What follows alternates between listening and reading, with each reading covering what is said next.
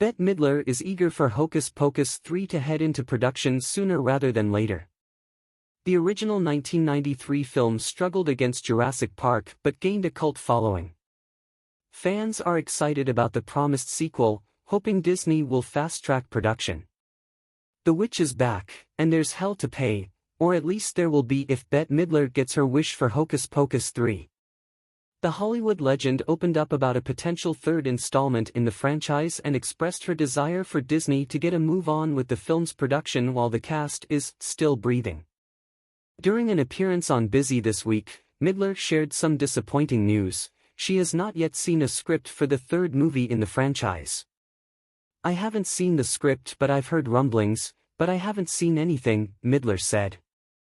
"But I think if they're gonna make it, they oughta. Because time is not just marching, time is like barrel-assing to the finish line. Get us while we're still breathing." Midler, who portrays Winifred Sanderson in the franchise, has made it known that the role is one of her favorites. The actress first played the role in the 1993 cult classic before returning for the 2022 sequel.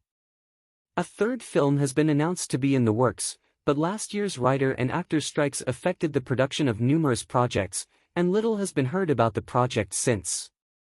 How Hocus Pocus went from box office dud to cult classic. When the first Hocus Pocus first hit screens back in 1993, it wasn't immediately a Halloween classic. Opening against Jurassic Park, the film only made $51 million against a $28 million budget. Years of annual Halloween reruns managed to salvage the film's reputation with the public. However, similarly to another seasonal classic, The Nightmare Before Christmas, its staying power has only grown over the years. This growth in popularity led to the film getting a sequel almost 30 years later. Hocus Pocus 2 was a Disney Plus original, so there are no existing box office numbers, but Disney widely reported that the second film was a huge success, despite some mixed reviews.